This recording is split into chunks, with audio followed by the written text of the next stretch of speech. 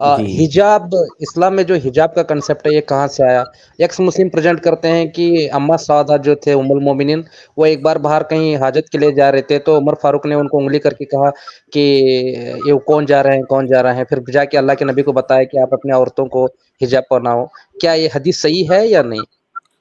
دیکھیے، حجاب کا جو حکم نازل ہوا وہ کسی ایک واقعہ کی وجہ سے نازل نہیں ہوا۔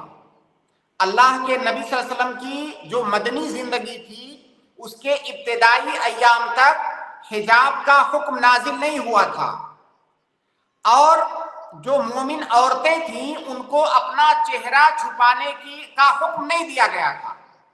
تو ایسا نہیں ہے کہ کسی خاص ایک واقعہ کی وجہ سے، ایک واقعہ ہوا اور اس کی وجہ سے حجاب نازل کر دیا گیا۔ جس طرح سے شریعت کے اور بہت سارے احکام ہیں جو خاص کسی ایک سبب سے نازل نہیں ہوئے، اسی طرح سے حجاب کا بھی حکم ہے۔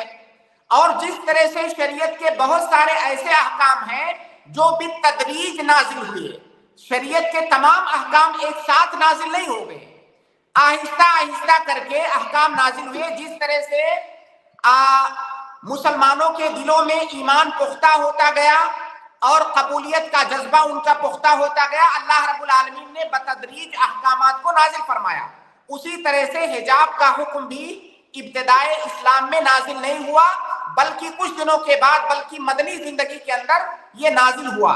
اور اس کے نازل ہونے کا کوئی ایک خاص سبب نہیں ہے کہ فلاں واقعہ ہوا اسی کی وجہ سے حجاب نازل ہوا، بلکہ حجاب یہ ایک عمومی حکم ہے۔